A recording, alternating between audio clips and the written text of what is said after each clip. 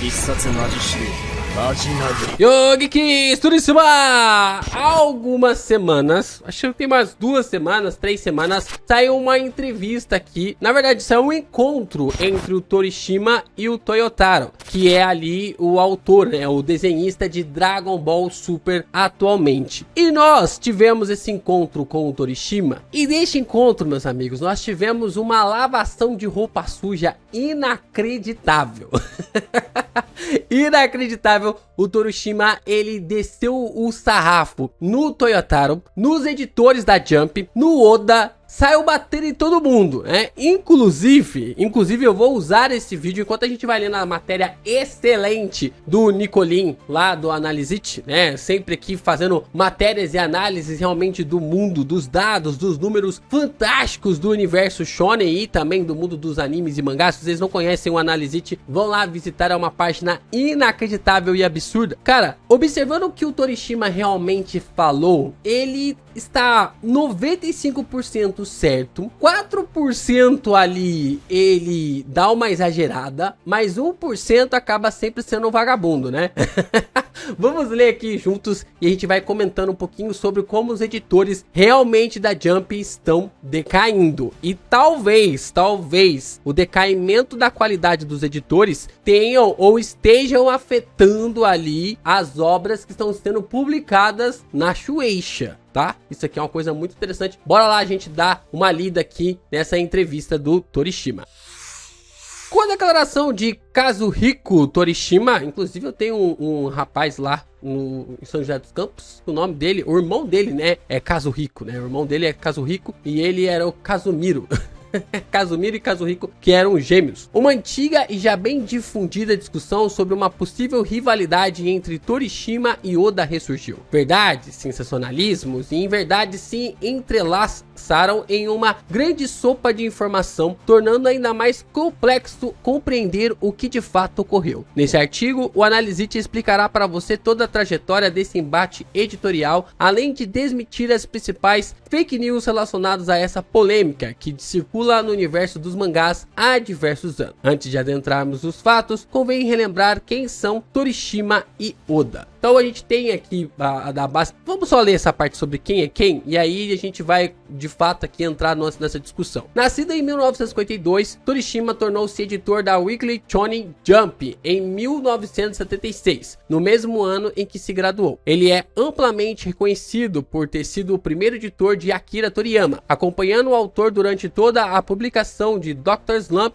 e no início de Dragon Ball. Desde então, ganhou notoriedade por sua reputação de editor severo, justamente por ser extremamente exigente com Toriyama. De fato, é inegável que o êxito tanto de Dragon Ball quanto de Dr. Slump teve grande contribuição de Kazuhiko Torishima. Foi ele quem persuadiu Akira Toriyama a abandonar a ideia de ter o Dr. Slump como protagonista da obra, substituindo-o pela Arale. Além disso, foi responsável por incentivar o aumento das cenas em ação de Dragon Ball, propondo o famoso torneio Budokai Tenkaichi. Aqui já começa meio que tipo a mostrar a cara, né, o trabalho ali do editor de observar uma ideia interessante que o mangaka tem, mas às vezes não é tão bem trabalhada assim. Quem tinha isso? Kishimoto, né? O Kishimoto tinha muito disso também lá em Naruto, de ter ideias interessantes, mas sendo colocados em personagens que não eram assim, digamos assim, caracterizados de uma forma que poderia chamar a atenção. E não foi à toa que depois que ele tentou aplicar todas as suas ideias sem nenhum freio, como foi lá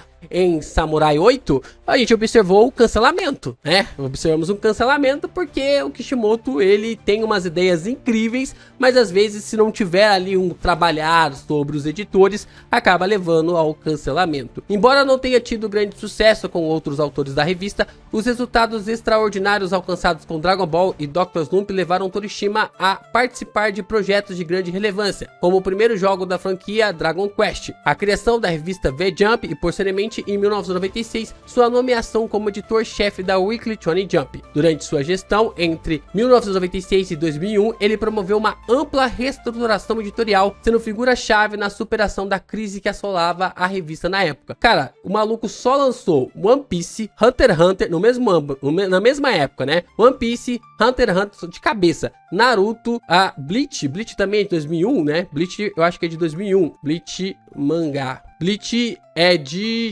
Deixa eu ver, cadê? Bleach é de... Cadê, meu amigo? Bleach é de 2001, 20 de agosto de 2001. Então, só aqui, só tem pedrada, né? Só esses 4 mangás aqui já é o suficiente pra pagar todas as contas da Weekly Shonen Jump e da Shueisha aqui, mediante aos últimos pontos, né? Até hoje, né? Tá pagando as contas da editora.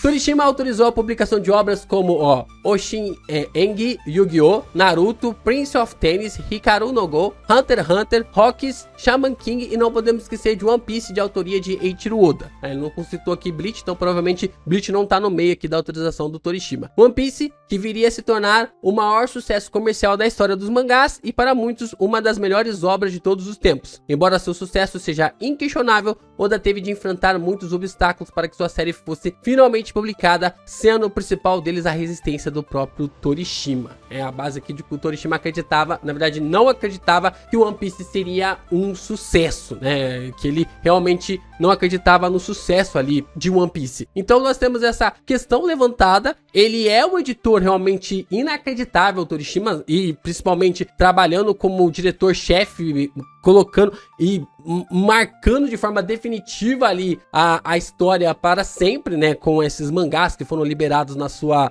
direção, mas mesmo assim ainda tinha algumas questões, principalmente na relação com Oda e One Piece, né? Vamos lá. Em 4 de agosto de 1996, Oda publicou a primeira versão de One Piece, ainda intitulada de Romance Down. Divulgado na Summer Edition da Weekly Shonen Jump, o One Shot foi bem sucedido. No mês seguinte, uma nova versão, também intitulada de Romance Down, foi lançada na edição normal da Weekly Shonen Jump. Ambas as versões haviam diferenças significativas em relação ao capítulo inaugural da série. One Piece só viria a ser oficialmente serializado em julho de 1997, quase um ano depois do primeiro One Shot, um intervalo que, em termos editoriais, pode ser considerado relativamente breve. Na serialização definitiva, abandonou-se a ideia de começar com uma história e optou por introduzir a infância de Luffy, uma mudança que teve como objetivo melhorar a história da série. Durante anos, especulou-se que essa mudança teria ocorrido devido à intervenção direta de Torishima. Essa teoria nasceu pois, segundo Takanori Asada, editor de Oda na época, em entrevista à rádio TBS em 2018, a serialização teria sido rejeitada 3 vezes antes de finalmente ser aprovada, né? Engraçado que essas informações vão surgindo ali do nada, né? Antes de examinarmos a influência de Torishima, é importante esclarecer um aspecto fundamental. O editor-chefe não acompanha diretamente os autores da revista. Seu papel é mais voltado à orientação dos editores do departamento, além de tomar as principais decisões referentes ao próprio departamento. A responsabilidade de acompanhar continuamente o autor cabe ao editor responsável daquele autor, que no caso do Oda era Takanori Asada. É equivocada, portanto, a crença de que Torishima tenha sido responsável por todas as mudanças no One Shot e no primeiro capítulo da série. Foi Asada quem, por exemplo,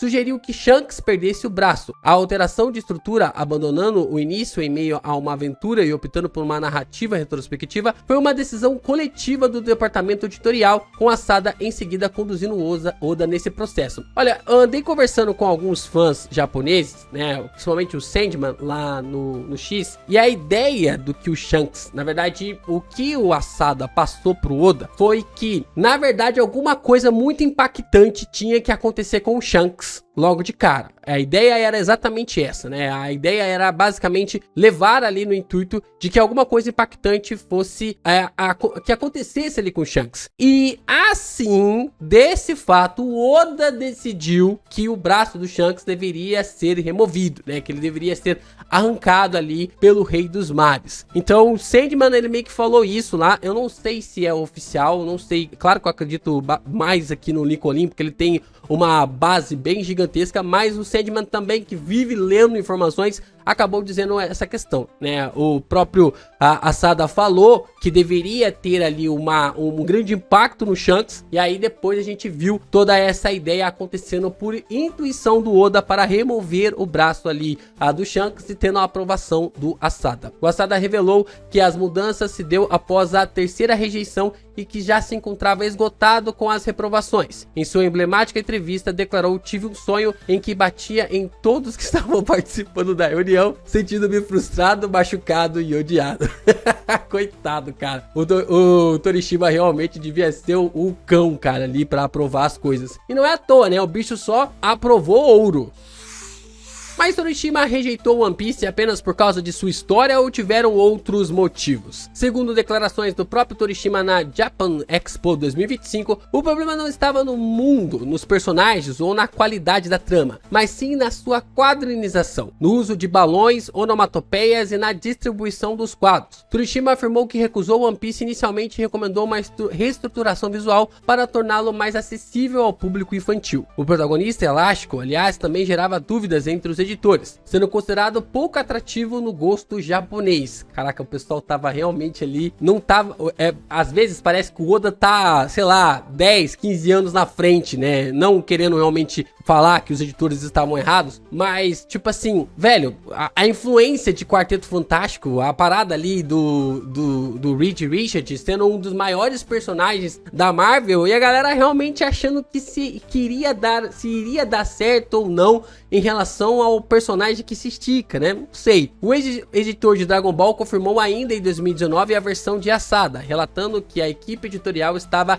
dividida quanto ao potencial de One Piece. Foi justamente essa divisão, juntamente com a nova versão do primeiro capítulo, que levou Torishima a aprovar a série após 3 reprovações, provavelmente com versões distintas da aventura inicial a cada nova tentativa. A prática de aprovar obras que geram discussões positivas internas não é incomum no setor editorial e tampouco exclusiva da sua gestão. O atual editor-chefe da Weekly Shonen Jump, Yu Saito, revelou que é uma política tradicional do departamento aprovar séries que provocam dúvidas entre os editores. Quando não há consenso, a orientação é deixar que o público decida. No caso de One Piece, os editores seniores de Ibaraki e Sasaki, que futuramente também se tornariam editores-chefes, foram os principais defensores do lançamento de One Piece de acordo com Asada. Segue abaixo a tradução da declaração de Kazuhiko Torishima na Japan Expo 2025, aqui na base da tradução.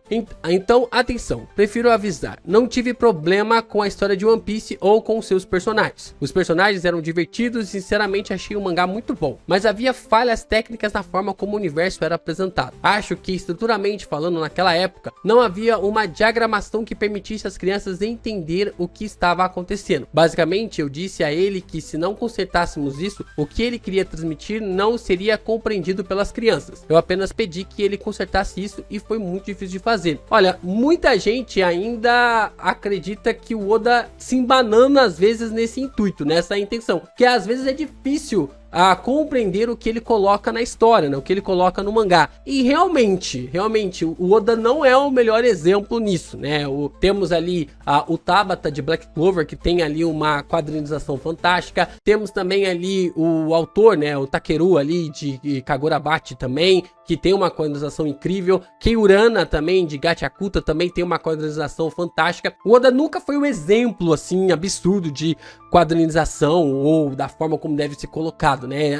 Tem uns quadros, assim, são absurdos, páginas absurdas. Mas quando o Oda tem que colocar muita informação na página, principalmente porque a animação adapta quadros e não páginas em One Piece, a gente tende a ter um pouco de dificuldade para entender o que tá rolando, mas gente que tá acostumado já consegue pegar. E o legal é que o One Piece vai ter nessa transição. No começo da obra, né, do mangá, você vai ter um pouco mais de facilidade, porque provavelmente os editores ficavam mais no pé ali do Oda. E depois ele vai tendo mais liberdade para trabalhar do jeito que ele trabalha hoje, por causa da animação, né? Por causa da parte ali da animação que trabalha no intuito de ser realmente nesse segmento ali de animar por quadros, né? Como eu disse, o One Piece é animado por quadros e não ali por quantidade de capítulos. Às vezes adaptando 10 páginas, 9 páginas de um único capítulo, né? Então, tipo assim, tem essa dificuldade ali, o Oda tem que trabalhar, às vezes, bastante quadros, e é por isso que é até difícil ter uma full spread completa, porque o Oda poderia colocar, sei lá, 10 quadros ali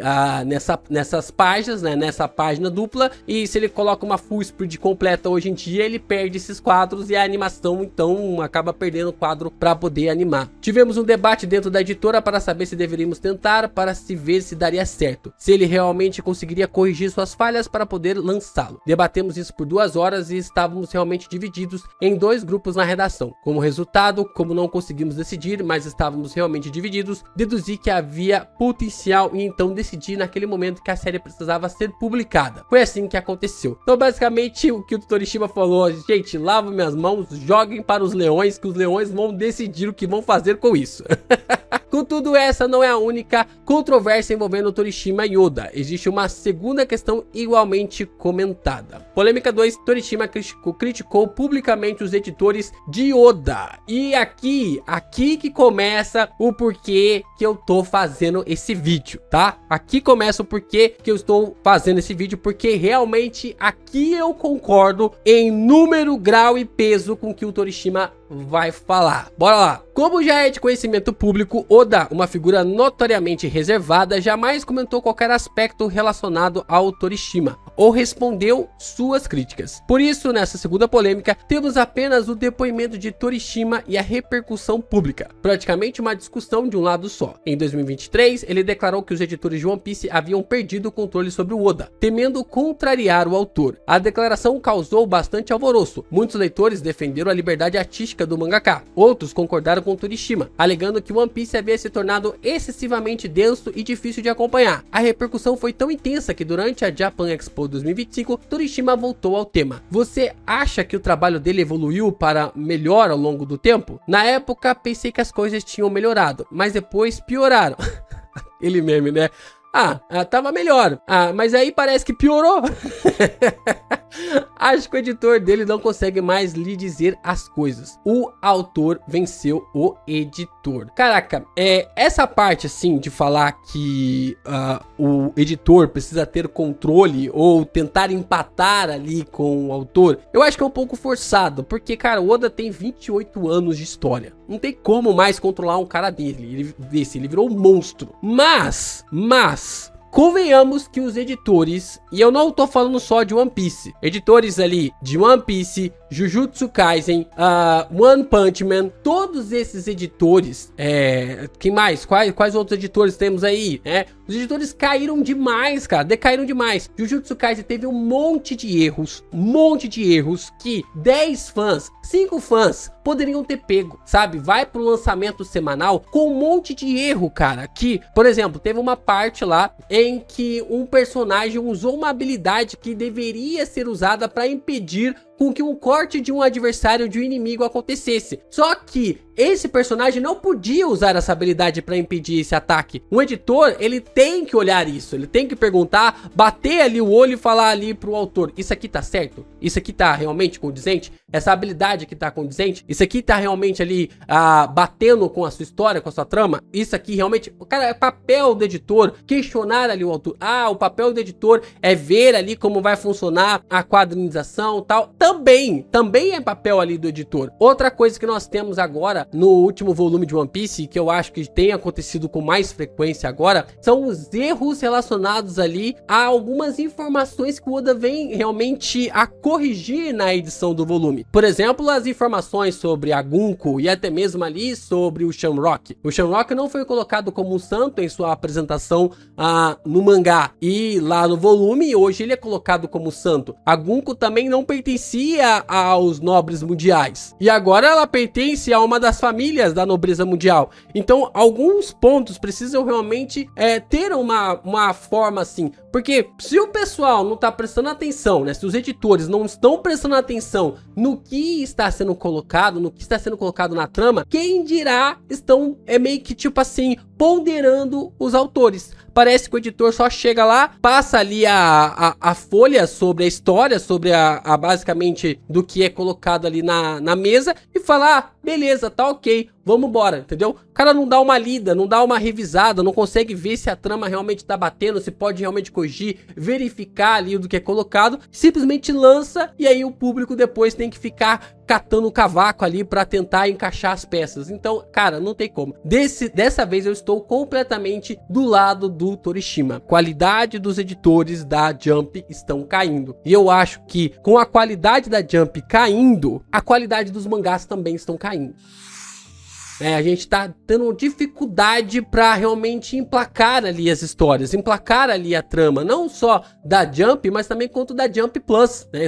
É difíceis ali os mangás realmente conseguirem se consagrar ou até mesmo não cair no esquecimento. Tipo assim, a obra acaba e ninguém mais fala, ninguém mais se discute, ninguém mais conversa, simplesmente é um atropelo. E aí, o que acontece depois? A gente não consegue ter esse contorno, esse retorno ali para que os personagens, para que o público consiga falar sobre os personagens, né? Eu acho que tem toda uma questão aqui sobre o Torishima que faz um total sentido mediante aos editores. E isso também se encaixa em One Punch Man, por isso que eu tenho aqui a cara do Saitama na thumb, né? Porque One Punch Man no ano passado foi um caos. E eu acho que provavelmente One Punch Man nem deve ter editor, né? Nunca foi falado ali sobre ter editor, simplesmente o trabalho é entre o Murata e o One. Eu acho que muitas coisas em relação ali a essa desorganização, até mesmo ali, não vou chamar de desorganização em One Punch Man, mas o fato de não ter ali uma colocação específica sobre a